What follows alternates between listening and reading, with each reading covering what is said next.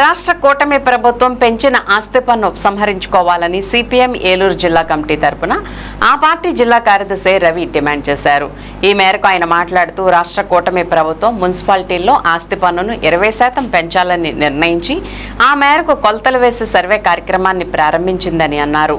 గతంలో ఇంటి అద్దెల ఆధారంగా పన్నులు వేస్తే నేడు భూమితో కలుపుకుని ఆస్తి విలువను అంచనా వేసి దాని ఆధారంగా ఆస్తి పన్ను నిర్ణయించే పద్ధతికి ప్రభుత్వాలు వచ్చాయని తెలిపారు.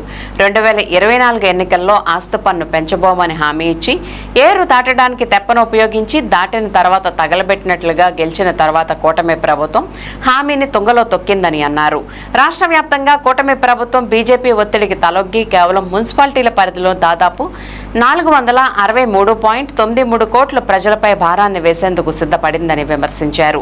గతంలో విద్యుత్ భారాలు మోపిన సందర్భంగా అధికారాన్ని కోల్పోయిన విషయాన్ని తెలుగుదేశం ప్రభుత్వం గుర్తు తెచ్చుకుని నేడు ప్రజలపై ఆస్తి పన్ను భారాన్ని తగ్గించాలని హేతువు పలికారు.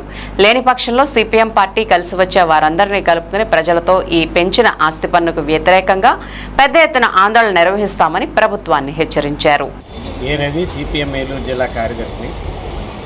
రాష్ట్ర ప్రభుత్వం మున్సిపాలిటీల్లో ఆస్తి పన్నుని 20% పెంచాలని చెప్పేసి నిర్ణయించింది. ఆ మేరకే కొలతలు వేసే సర్వే చేసే పని కూడా ప్రారంభించింది. గతంలో ఇంటి అద్దెల యొక్క విలువ ఆధారంగా పన్నులు వేసే పద్ధతి స్థానంలో మొత్తం ఆస్తి విలువ, దాని భూమి కట్టడంతో సహా ఉన్న విలువల ఆధారంగా పన్నులు నిర్ణయించి పెంచాలని చెప్పేసి చూస్తుంది. దీనికి కేంద్ర ప్రభుత్వం విధించినటువంటి సంస్కరణల భారం ఫలితంగానే వైసీపీ ప్రభుత్వం 2020లో ఒక ఆర్డినెన్స్ జారీ చేసింది. అలాగే 198 జీవోను కూడా జారీ చేసింది. ఫలితంగా ప్రజలందరూ పోరాడిన తర్వాత అబ్బెబ్బే మేము ఈ పద్ధతిలో చేయం, కేవలం ప్రతి సంవత్సరం 15% పన్నులు పెంచుకుంటూ వెళ్తామని చెప్పారు.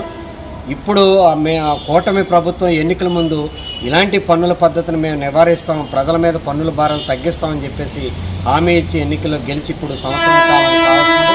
కానీ ఇప్పుడు వీళ్ళు అదే పద్ధతిలో విలువ ఆధారంగా భూమి అలాగే కట్టడం ఆస్తి కోసం సన్నాహాలు చేస్తున్నారు. ఇప్పటికే వైసీపీ ప్రభుత్వ కాలంలో ఉన్న 15% పన్నుల పెంపుదలకి దాదాపు 380 కోట్ల పన్నుని పెంచారు. ఇది కాకుండా అదనంగా మరొక 784 కోట్ల రూపాయల పన్నుల భారం వేయడం కోసం చూస్తున్నారు. ఏలూరు మున్సిపాలిటీలో 7,71,00,000, అలాగే నూజివీడు మున్సిపాలిటీలో 1,39,00,000, జంగారెడ్డిగూడ మున్సిపాలిటీలో 1,56,00,000, చింతలపూడి మున్సిపాలిటీలో 32 లక్షల రూపాయల అదనపు పన్నుల భారాన్ని ప్రజల మీద విధించడం కోసం ప్రభుత్వం సిద్ధం చేస్తుంది. ఈ రకంగా కేంద్రం విధించినటువంటి సంస్కరణలకి లోబడి ఇంతకుముందు జగన్మోహన్ రెడ్డి ప్రభుత్వం తప్పు చేసి ప్రజల మీద భారాలు వేసింది. ఇప్పుడు కూటమి ప్రభుత్వం కూడా అదే చెప్పులో కాళ్ళు పెట్టి ప్రజల నెత్తి మీద భారాల పిడుగులు వేసేదానికోసం చూస్తుంది. ఈ భారాలు దాదాపు 1,500 కోట్ల రూపాయల పైగా ఈ భారం కాబోతుంది.